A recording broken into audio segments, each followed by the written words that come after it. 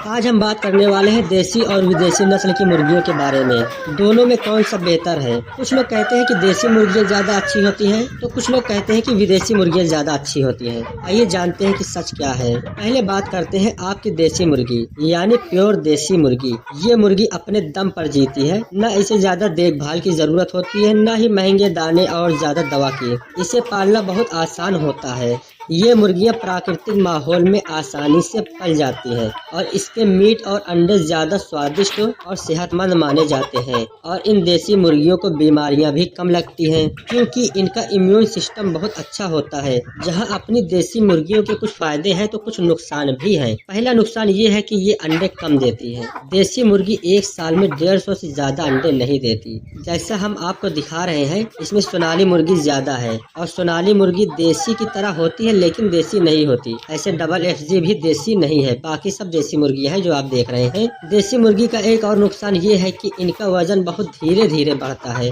जब ये full size के होते हैं तब भी ये बहुत ज्यादा वजनदार नहीं होते। देसी मुर्गी का एक और नुकसान ये है कि इनकी मार्केट वैल्यू कम होती है क्योंकि विदेशी नस्ल की मुर्गियाँ ज्यादा बिकती है। देसी मुर्गियाँ ज्यादातर वो लोग लेते हैं जो इसके शौकीन होते हैं। आइए आप जानते हैं विदेशी मुर्गियों के बारे में कि विदेशी मुर्गियों के क्या फायदे हैं, क्या नुकसान है। पहले हम बताते हैं विदेशी मुर्गियों के क्या फायदे हैं। पहला फायदा ये है कि ये साल में 250 से 300 अंडे दे सकती हैं। एक विदेशी मुर्गी है ब्लैक एस्ट्रोलैप। ये ऑस्ट्रेलिया की ब्रीड है, सबसे ज्यादा अंडे देने वाली मुर्गी है। ये एक साल में 350 से 360 अंडे दे सकती है। और दूसरा फायदा ये है कि इसका वजन बहुत तेजी से बढ़ता है और ये साइज में भी काफी बड़े होते हैं। जैसे डबल FG, RIR, ब्लैक एस्ट्रोलैप और बॉयलर, इन सब का वजन 4-5 किलो या उससे ज्यादा भी होता है। इसलिए ये चिकन मीट के लिए फायदेमंद है। और विदेशी मुर्गियों का तीसरा फायदा ये है कि मार्केट में इसकी मांग ज्यादा होती है, इसलिए ये आसानी से सही रेट पर बिक जाती है।